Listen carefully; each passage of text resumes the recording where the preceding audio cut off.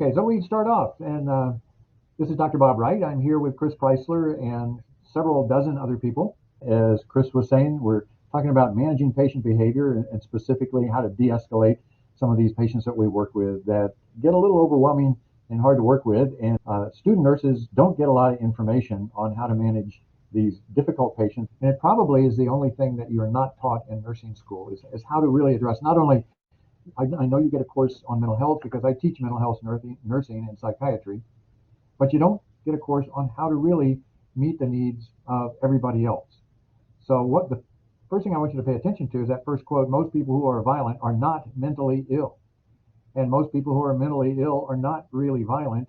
And I know that goes against the Hollywood version of this schizoaffective psychopath who is out killing everybody that they can, vis-a-vis Jack Nicholson and the various movies that he's been in. But the reality is, most of the people that you're going to be dealing with will have a mental health issue. They'll be on a spectrum, and we'll call that at least 50% of your patients are going to have a mental response to their, or a mental illness response to their physical disease. And so the next thing to look at is substance abuse is a major contributor, and we're seeing more and more of that now as this fentanyl and other things are coming along. I'm just locating my little button down here so I can change things up a little bit. So our goal, at least what I would hope that we do over the next several days, is that you'll be able to employ personal safety strategies to reduce violence, recognizing verbal and behavioral cues that would give you an indication that your patient is going to act out with you, and assessment tools that we have developed here at Bayers, and also other tools that are out there and available to you, and that you'll have a better understanding of why people do the things they do. And that's what gets most of us, is that we see people doing something and we look at them and say, what in the world were they thinking when they came up with this behavior? And the answer that I have, the short answer is you will never find out. Unless you can put electrodes on their heads and a video camera and you can see what's going on inside their brain, you'll never know, because it's a private event. But there is a better question, and I don't want to throw that out the window and say there's nothing you can do about that kind of patient or child or spouse. But the better question is not to ask what in the world were they thinking, because again, you'll never know that, but what in the world, how were they reinforced for that behavior? What was it that they did that gave them that positive reinforcement and allowed them to keep on doing that crazy behavior that we all put up with? So we've got this divided into 3 sessions. Today I want to focus on recognition of behavior vis-a-vis applied behavior. And applied behavior is different from cognitive behavior, and we'll get into that. And then you see the other 2 sessions. One will come up tomorrow, and then the last session will come up. As Bugs Bunny would say, what's up, Doc? Well, there's really nothing new about the behaviors that we're facing on a day-to-day basis. They've been around since the very beginning of time. And when it comes down to what patients do, it boils down to 3 things. They're using patient or human behavior, nothing new and exciting about that. They're showing the effect of the environment on their behavior. And nurse ratios, which is another discussion we can get into, are another thing that we have to look at, because that has a direct and material impact on the way you measure and manage your patients, and limits what we can do for everybody. And then the third element that we want to look at are the consequences of each behavior, because every behavior that we do has a consequence, and that consequence is either good for us or not good for us, and we'll get into that in a little bit too. Okay, so Moana Kamara, RN, says she entered the profession unprepared for the level of violence, and that really is the crux of what brings us together today. This RN thought life was going to be easy for her, and now she's seeing violence, and she said, I wish nursing schools would talk more about this. I was not ready for it. Not at all. And it's just getting worse and worse on a day-to-day basis. And I would draw attention to the reality that this quote was from 2018, having nothing to do with this COVID environment that we've been in for the last 2 years. So if Ms. Kamara was concerned about violence in the hospitals in 2018, is it any worse or is it better than it was then? And I would submit that you as nurses can tell me that it was a lot worse. Having said that, we're still at the top of the heap. We've been that way since literally 2001, when in that year and only that year, the firefighters took first place, and that was second only to the devastating effects on the firefighters from the attack on the World Trade Center. But nurses need to capitalize on the trust. This was a measure of trustworthiness, and as you can see, we're up there in the 80+%, 93%, depends on whose polls you're looking at. But we have a lot of trust from our patients for the things that we say and do. The problem is, has that been eroding over time? And the answer is, I think each of us can get together and talk about that and have a good roundtable on what your perceptions are. But I'm thinking maybe if we haven't slipped a notch, we have certainly been challenged by several more notches.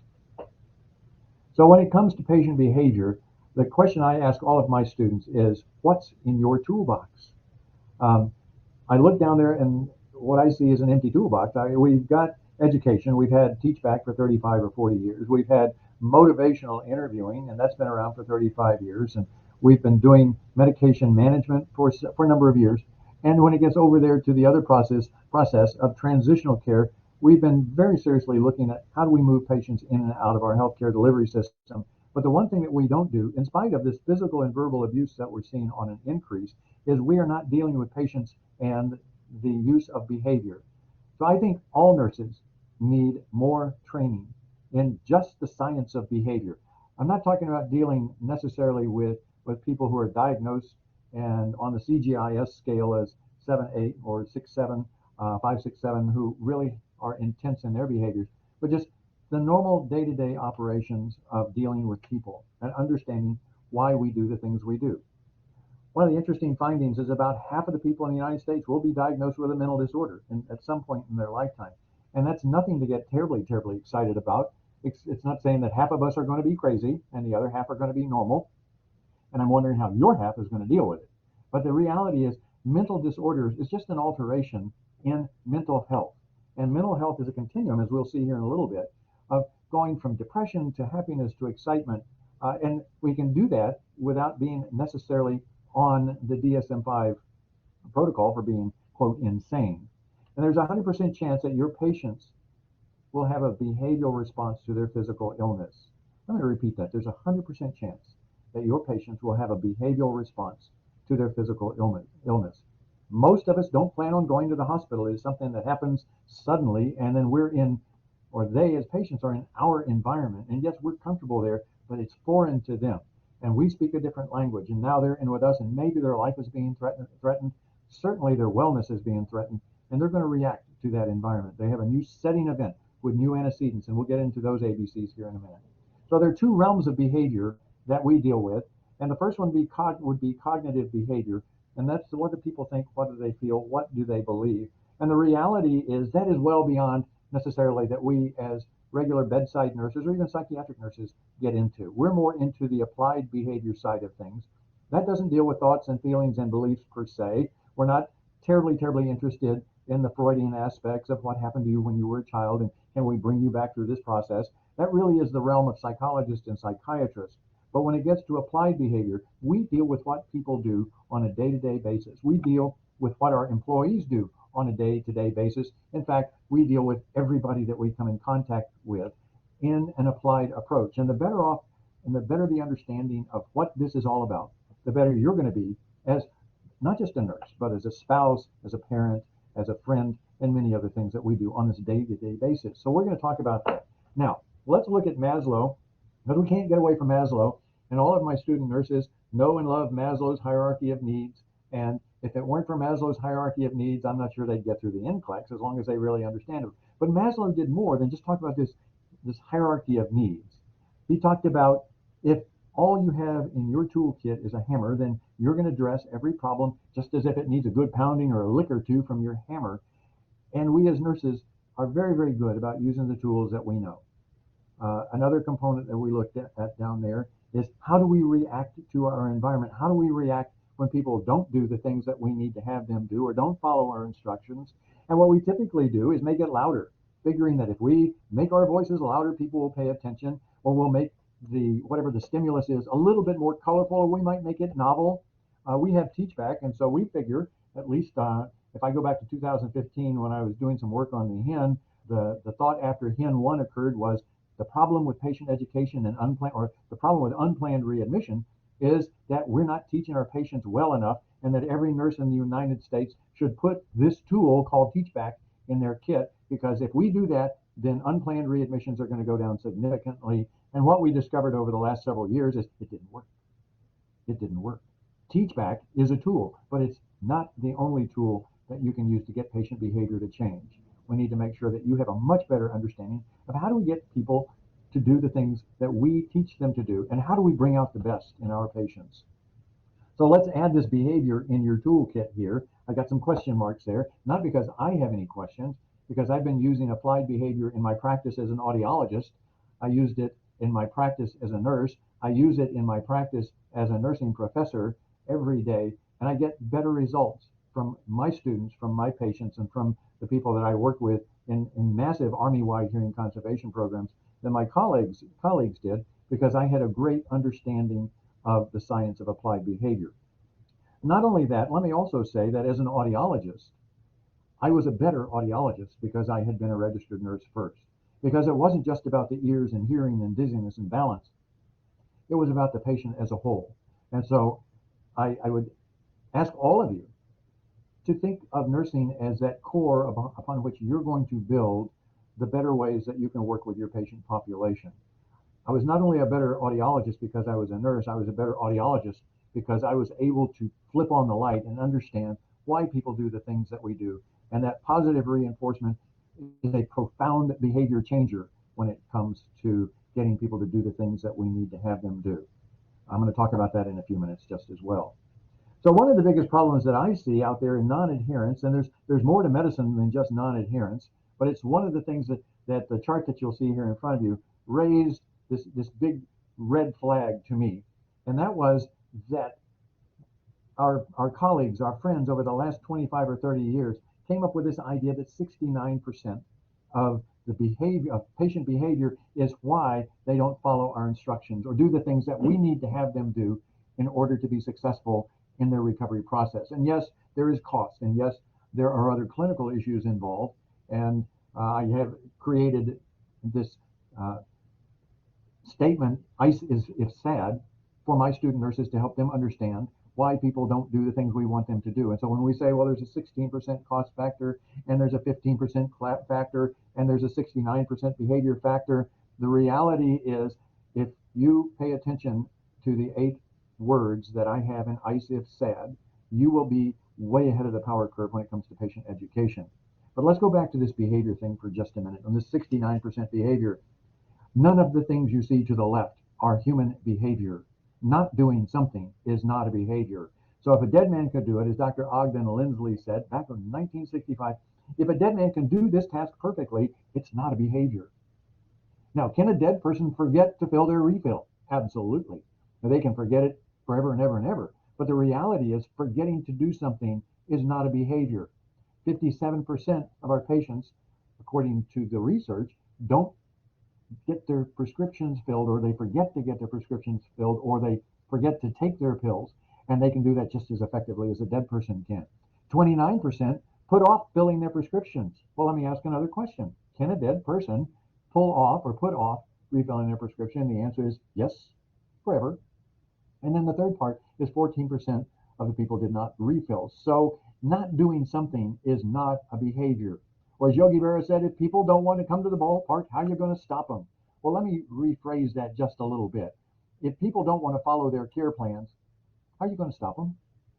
I want you to think about that for a little bit, and that's not something I'm going to dwell on here today. But the reality is, if people don't want to do the things we want them to do, how are you going to stop them? Better question. How are you going to help them to understand the importance? How are you going to reinforce the behavior that you want? The key to fixing behavior is knowing the results that you want from your patient, and then to focus on the behaviors to achieve those results. Okay, so what is a behavior? Since it was demonstrated on the last slide that we're not really sure of what a behavior is, what is it? Can we define it in such a way that it makes sense to all of us? And if you go through and you're reading a lot of the behavioral texts that are out there, A, you will be bored to tears. C, which I skipped B, but C, you're not going to be very interested. B is finding interest. Behavior, as Dr. Lee Dugan said here, behavior is the coordinated response of whole living organisms to internal or external stimuli. And if you've done like I've done and studied applied behavior, that makes a whole lot of sense, except I guess we don't think of our patients as whole living organisms, but these behavioral scientists do. And so God bless them, let them do that. Then my colleague and friend, Dr. Aubrey Daniels, said behavior is any observable, measurable activity of a person. It's whatever a person does. Well, that makes a whole lot more sense because we're not talking about whole living organisms. We're talking about people. But when it gets right down to the very best description of behavior that I have seen, 100 years before B.F. Skinner got involved with behavior, 100 years before psychology or anything else came along, Emily Dickinson, a poet, described behavior eloquently when she said behavior is what a man does. It's not what he thinks, it's not what he feels, it's not what he believes, because those are again the cognitive ideas of things. It's what a man does. My apologies to the ladies, okay? She said it, I didn't say it, but I have had to modify it. So I've taken what they had to say to give you a behavior definition that you'll be able to use. Please take the time, memorize this. I know it's difficult, but behavior is what people do. It's observable, it's measurable, and it's in response to internal and external cues. And more importantly, it's all about the consequences. And by the way, I tell my students almost every day, at least for the 2.5 years I've been a professor, it sounds like this. Consequences are the realm of nurses. We own the consequences of the doctor's care plan. We own the consequences of implementing that care plan for the consequences of the behavior of our patients for the majority of their lives. We are consequences managers. And ladies and gentlemen, consequences matter. So let's continue on here and see where we're going. Okay, so ABA and mental illness. Well, I said earlier that mental illness is predominantly the realm of psychologists and psychiatrists. But I want you to start thinking a little bit more broadly about not what they're thinking and feeling, but what's going on with their behavior. And what I do know, based on empirical research, is that ABA changes patient behavior. The practical methods for getting our patients to do the things we need to do in their environment and to promote adaptive behavior, or adaptive behavior is change, that we can use our families, we can use our staff, we can develop token programs that no other clinical discipline offers. Yes, we do tell patients we need them to do things, and occasionally we will give them positive reinforcement. But the bottom line is here, do this and you'll be better. And we think that the will be better is sufficient enough to change their behavior. And if that were the case, I think over the last 100 years, patient behavior would have changed. It has not. Matter of fact, it hasn't changed since the days of Adam and Eve. And I may speak about that, depending on how much time we have left here to get done. But I may speak about that. So what is the function of our patient's behavior? Actually, it's the same as the function of our behavior. We're going to get something that we want or need. Or some of our behaviors are to avoid doing some work that we don't want to do this, or we don't want to have the consequences. We don't want it. We don't need it. In other cases, our patients are just seeking attention. Maybe they're one of 12 patients that you're taking care of, one of 6 patients you're taking care of, and they are the center of their known universe. And yes, you have to take care of them, but you have to take care of the other 3, 4, 5, 10, 20 patients that you're taking care of. As a matter of fact, one of my RN students is an LPN, and she went to work yesterday and came in totally exhausted today, because normally when she works in an assisted living facility, she'll run one cart and be responsible for 30 patients. And that is an outrageous number. But when she went to work yesterday, she found an extra set of keys sitting on her medication cart, and the med tech said, "Gee, Stephanie, can you count my narcotics with me, because I need to leave." And so Stephanie counted the narcotics, and then she was told, "By the way, you have 52 patients tonight because we don't have a med tech coming in."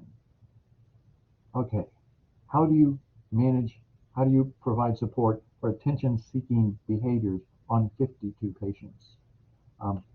She was exhausted today, and we had a good mental health session before I let her go home. Okay, mentally ill patients have hallucinations, and we need to work with them through their hallucinations, and we'll talk a little bit more about that, because maybe they do see it. We need to acknowledge that they are, in fact, seeing what is very real to them, but we don't have to go along and say, "I see it too." And that last category down there is the forensic patient. And typically a forensic patient is going to show up in your facility with a prison guard or a police officer handcuffed to some other device.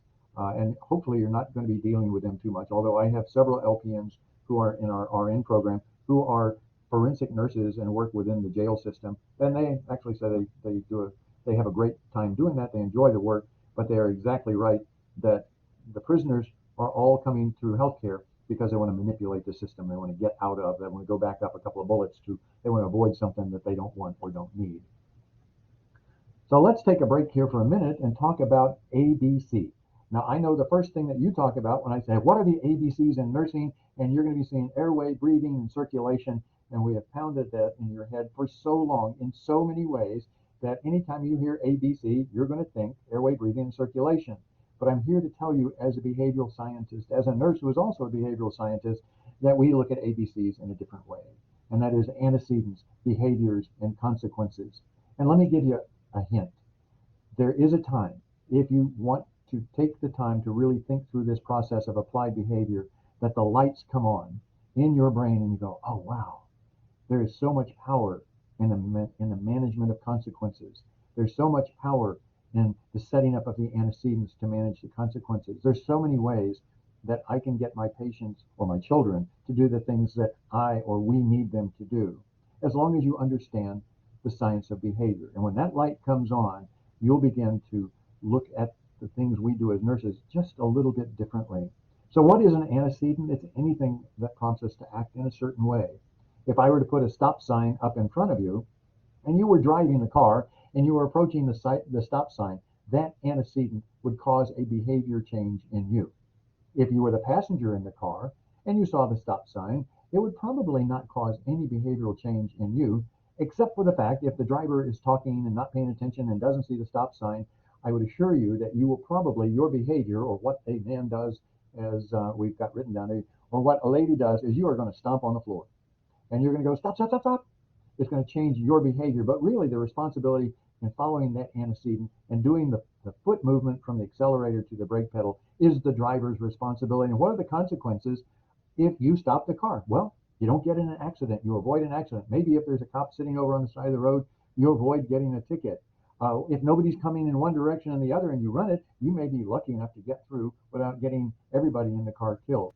But what we also know is that with positive reinforcement, I'm going to talk more about this in some detail later, the most powerful form for behavior change is a consequence that is positive to the patient or to the staff member that we are working with. So the next slide, let's look at it again. The other ABCs of nursing. A patient has a disease and it's going to change their behavior. And you see above that the A, B's, and C's. The patient may be terminal. The patient may be mental. He may, as I've got listed there, he may have pain or be nauseated. Being in the hospital is inconvenient. It's going to have an impact on their thoughts and feelings and beliefs. They may be going through shock and anger and denial. They may have a short-term disease. They may have a long-term disease. That antecedent is going to change that patient's behavior. And the antecedent, as you can see here, goes from antecedent to consequence through the behavior, or antecedent to consequence, because actually what happens is behaviors have consequences, and those consequences can roll back to become an antecedent for the next behavior. And we'll talk more about that as we get into this discussion. Okay, so A is for antecedent. Antecedents cue the behaviors that result in the consequences. And then we have the behavior itself. The behavior is what a person does. And that person may be in the bed in pain. And the consequence of their disease is pain. And that pain motivates them or gives them the need for hitting that call button. And the pain is the antecedent for the behavior of call button pushing. The patient pushes the call button, and then what happens? Well, we get the consequence, and hopefully the consequence is you as a nurse coming into the patient's room and having the patient give you now an antecedent. The light was the antecedent for you to walk into that patient's room. You walk in, the patient says, I am having pain. And every nurse that I know of is going to ask a very simple question. On a scale of 1 to 10, can you tell me what your pain is? You need to assess that patient. I think that's what ADPI, the first step in ADPI, is assess. Okay, so why do we have two analytic systems? And I'm going to point these out and then I'll show you those analytic systems. Our colleague, Dr. Aubrey Daniels, referred to the consequences as what he said was a picnic analysis. It's looking at the consequences from the individual's perspective. It's dealing with their personal behavior. It's dealing with your family's behavior. It's dealing with the people that work for you. It's working with your significant others. It's working with colleagues. And I say it's a pick and a nick because there's only 3 consequences that you can see up there. The consequence is going to be positive, immediate, and certain, which we will do those. Or the consequence is going to be negative, immediate, and certain, and we will never do something. Or as a rule, we don't touch hot things. If you've ever touched a hot stove, that is a major nick. It is negative, it is immediate, it is certain, and I assure you that you're not going to go out and do it again. But I had some students in class today that were eating their little bag of potato chips in class and drinking their whatever it is, their latte, mo grande, whatever, from wherever they were getting their drinks from. And every time they sipped through that straw, it was positive. They liked that flavor. and the flavor was immediate, and the flavor was certain. And so anytime you have a pick, something that's positively reinforcing, you're going to do that behavior until the cows come in, or you run out of the bag is empty and you're going to stop sticking your hand in. Or if the cup is empty, you're going to stop picking it up and trying to suck through the soda straw, because at that point you're not getting the consequence that you expected. But I had to come up with something slightly different here called PILA, or the Pila Nila side of things, as opposed to picks and nicks, because patients are different from you and everybody else. Patients don't have certainty. We in medicine cannot say to that patient, if you take this medication, you will certainly be better. Or if you don't take this medication, you will certainly be worse. We in the medical field never assure certainty. It is likely you're going to get better, or it is unlikely you're going to get better, but we never say certain and uncertain.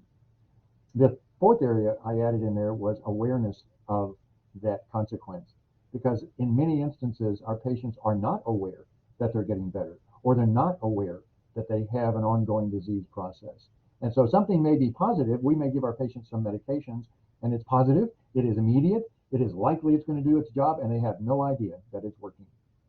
And so anytime you have a PILA on medications, there's room to do more patient education.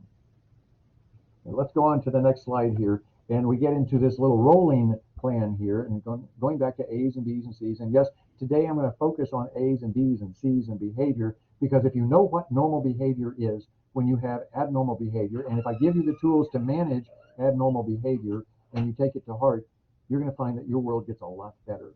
So what is normal if you have patient adherence management? Well, we have all of these antecedents, and you can see in the red on the left side and in the gold there, you see antecedents. And antecedents, as I said earlier, are cues. Okay, what is a cue? An antecedent, a cue, is a care plan. Are you going to go ahead and just take pills because you want to take pills? Are you going to understand what those pills are for if you don't go through some kind of teach back? We're going to give you a discharge plan. We're going to, maybe within your discharge plan, we're going to have a dietary plan. We're going to have a variety of instructions. We're going to give you prescriptions. You're going to get home, and maybe you're going to use pill minders. These are all antecedents to get you to do something that you need to do to improve your health. Okay, so you've got, on the behavior side, you have choice. And choice is an interesting behavior, because you can choose to do something, you can choose not to do something. And generally that choice of taking my medication, going on a diet, if you're diabetic, injecting yourself with insulin, if you're diabetic, managing your eating behaviors, eating and swallowing. If you have had a stroke, you may have some dysphagia, and you're going to have difficulty swallowing, and we may need to teach you about that. If you've had a stroke, your inhaling may not be properly executed, and you end up with, say, if you have a left hemisphere stroke, you've got a paralysis, semi-paralysis of the right diaphragm. Maybe you're not deep breathing enough. We're going to have to teach you how to do that. And finger sticks, all of these are behaviors that become a part of your life.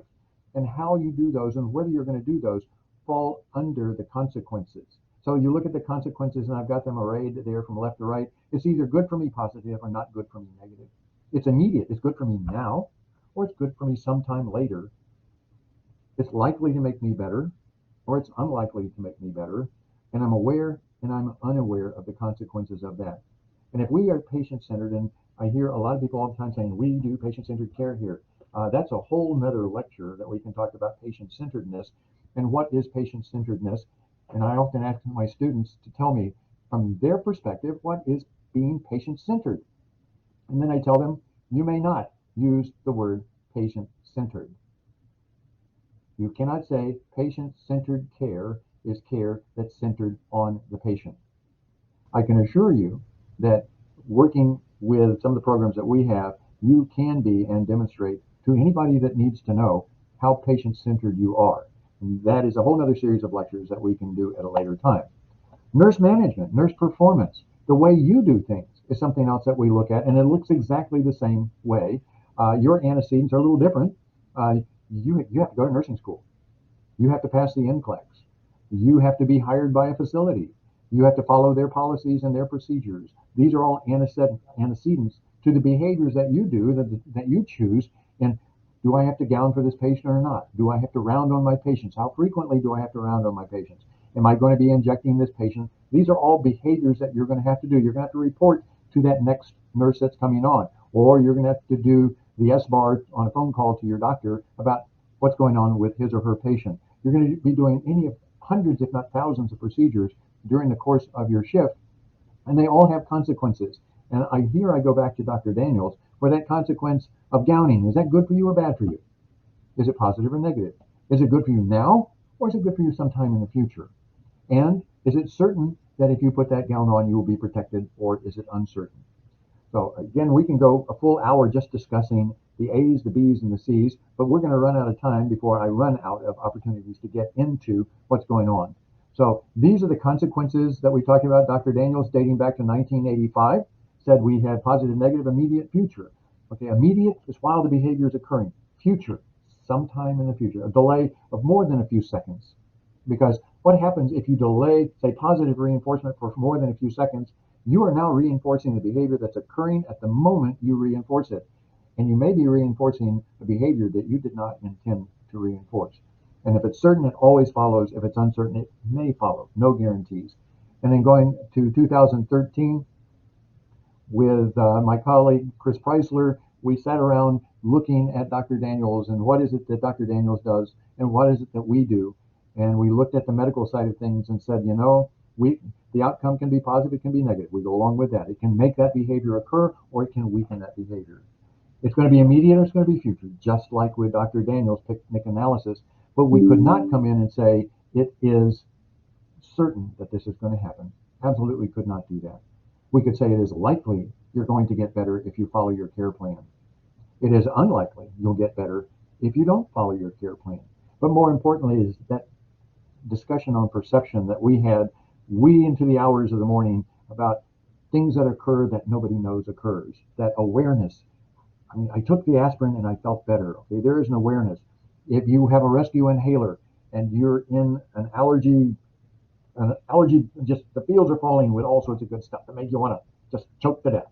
And you got your rescue inhaler and you reach in and you go, and you get that medication deep into your lungs and you begin to feel your airways open up. That is positive. That is immediate. It is likely because the last time you used it, it worked just as well, and you're immediately aware of the consequences. Not so if you have hypertension, and it's positive that you take your medication. It is positive both immediate and in the future because you're avoiding a problem today, but you're avoiding a worse. You're buying time. You're buying not only time, you're buying quality time. So it is positive, immediate, and often future. It is likely if you take your medications as prescribed, you're going to get better, and you have no idea it's working. You're not aware. And because you're not aware, then we have to start thinking about the side effects of that medication, and we have to talk with you about that. And we'll talk more about that later on.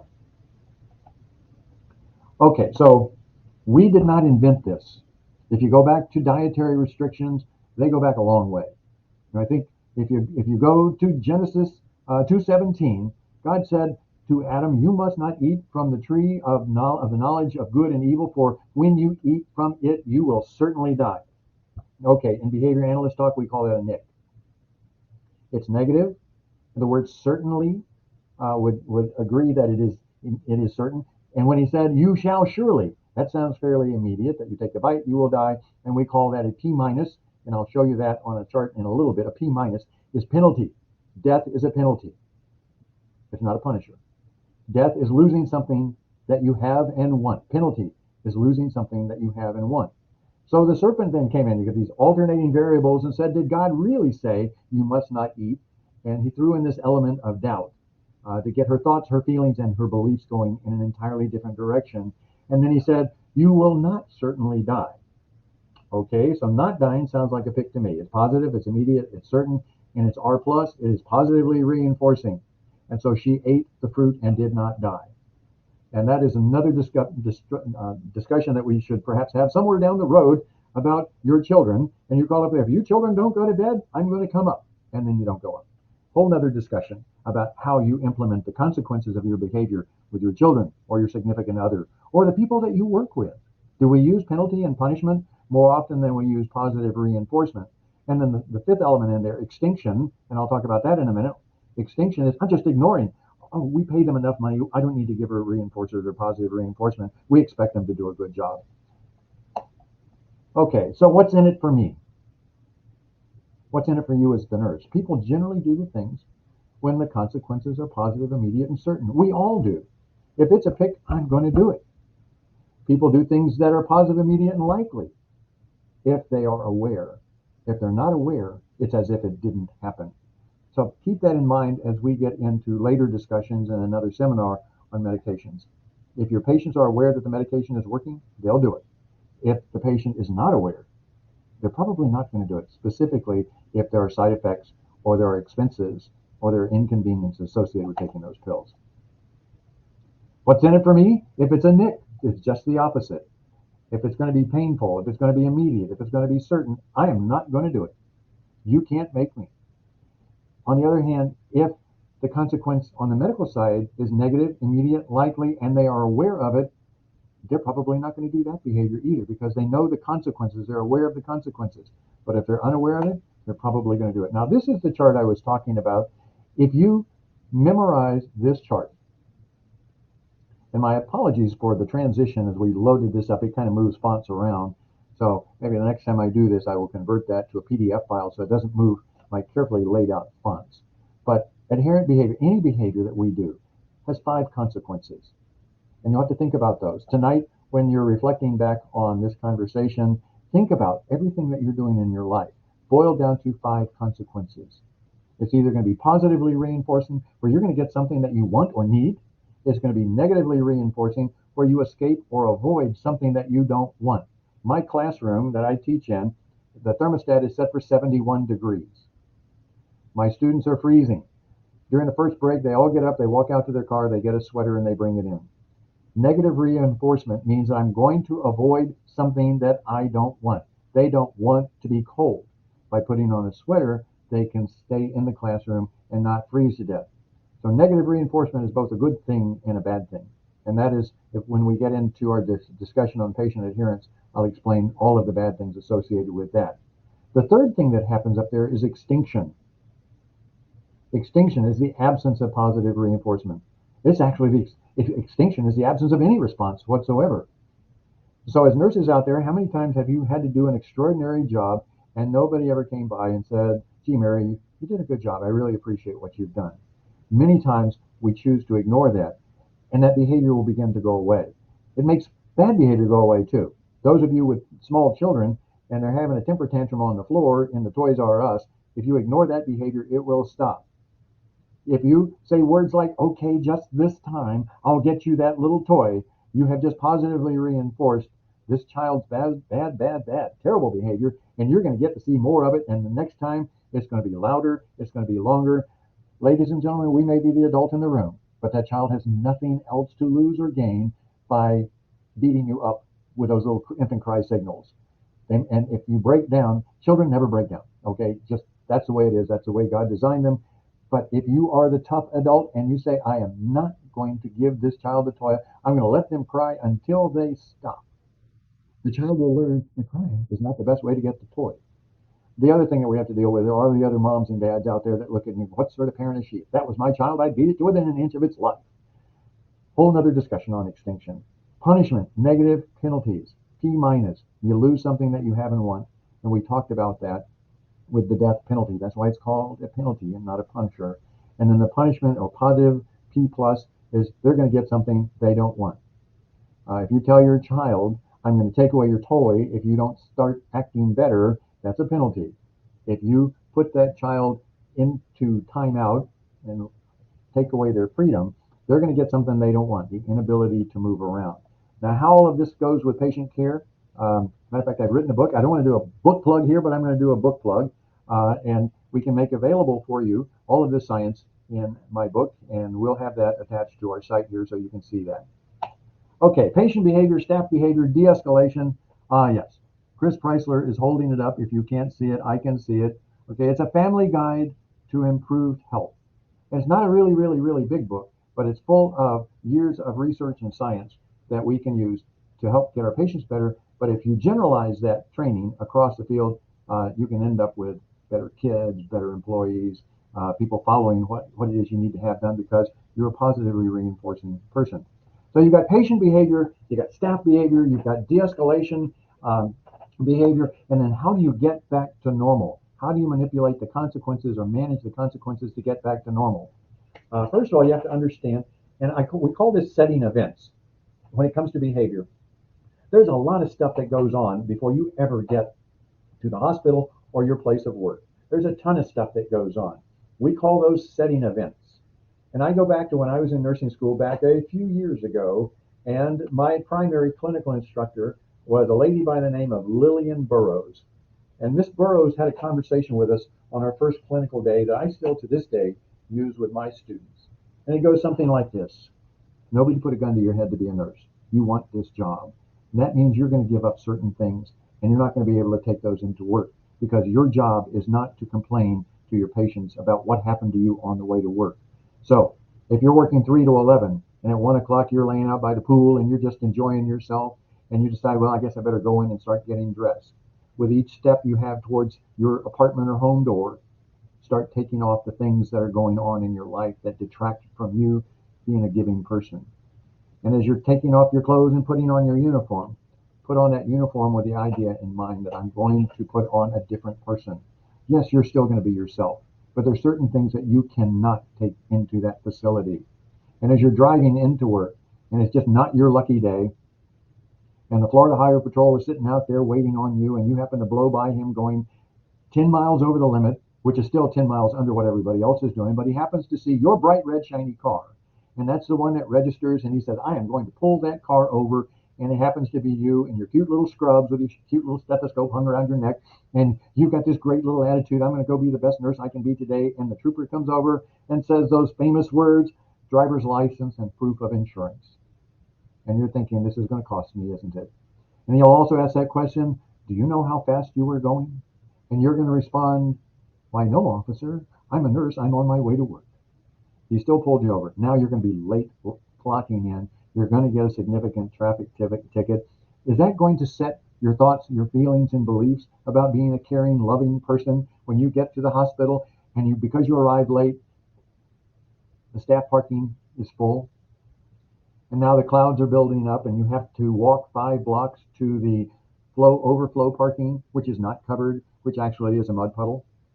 And so you've got to take your little white shoes and you're walking through the mud puddle, and now it starts to rain. You've got the ticket. You get to the front door of the hospital and you walk in and you're thinking, I've got to shed all of this stuff and leave it at the door.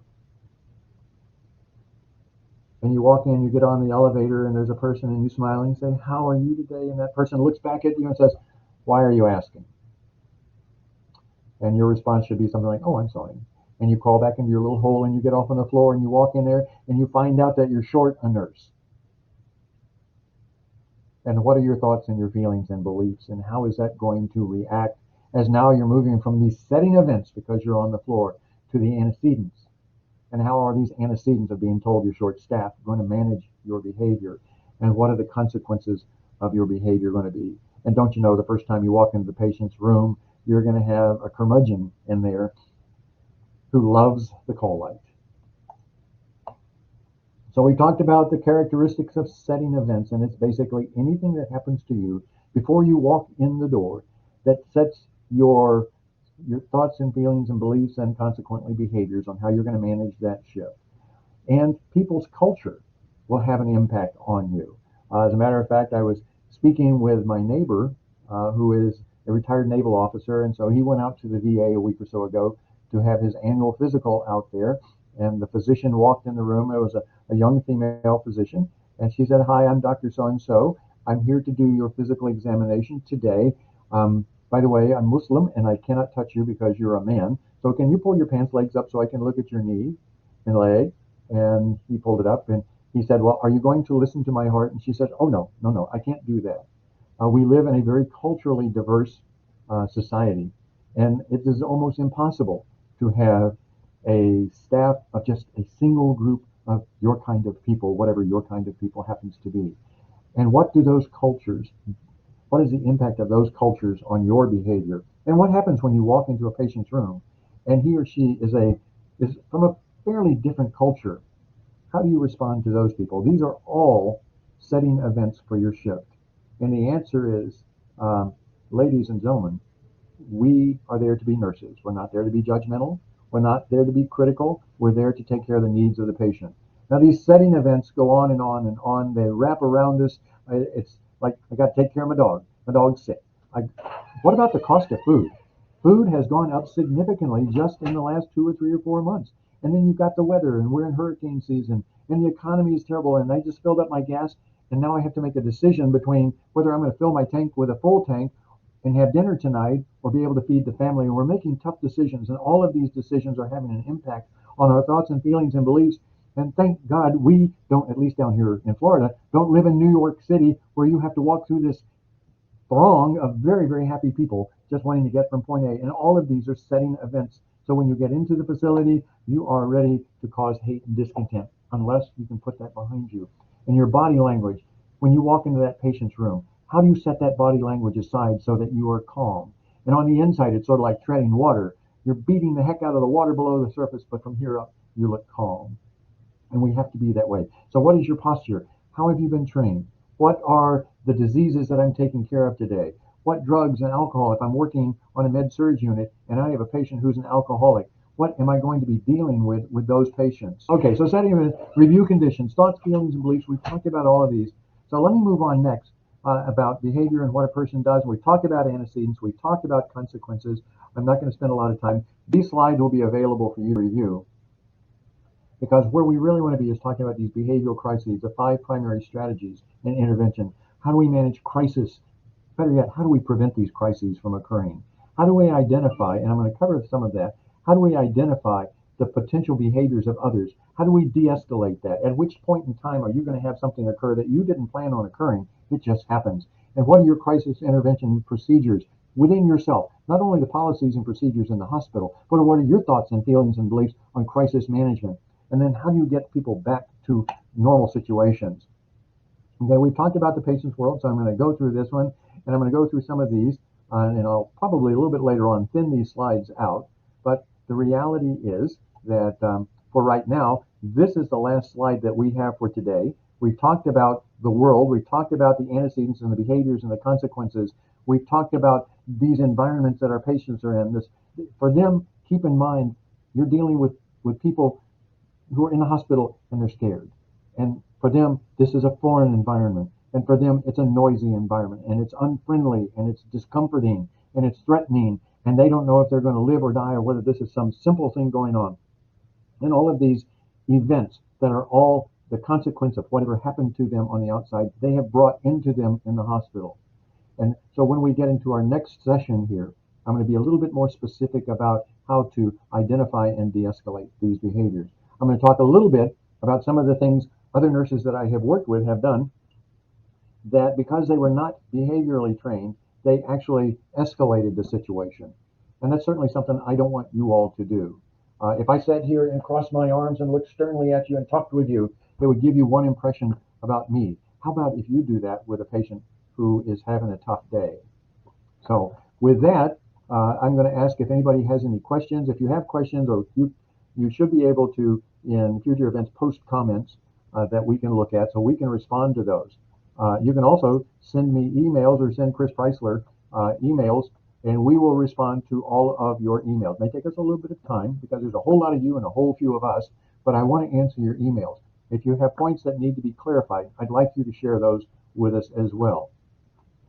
If you like what I'm doing, you can give us a thumbs up. If you want more of this kind of stuff, you can give us a thumbs up. I can assure you that my students, all my nursing students, by the time they get done with my clinical rotations and my psychiatry and psychiatric nursing lectures for 12 weeks, they are better prepared to be patient advocates as well as manage their staff.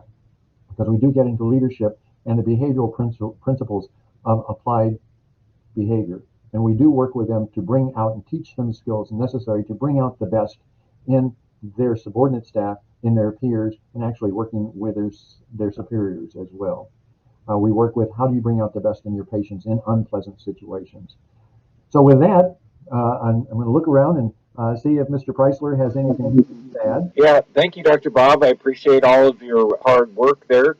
I just want to remind everybody that you can add your comment Facebook feed. Please remember to introduce yourself, tell us a little bit about where you work. If you have any particular angry patients that you have dealt with in the past, give us a little taste of how you've dealt with it, and just keep in mind not to use patient names so that we can protect the innocent, and hope that you will join us tomorrow for day 2 as we continue the dealing with angry patients. On that note, I will say if you're ready to jump on if you purchase the VIP access to have one-on-one Zoom call with Dr. Bob, you can jump on that through the email that was sent to you with the Zoom link. We'll see you in the Zoom call.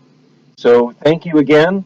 Thank you for everybody. Thank you, Dr. Bob, and we will see you tomorrow.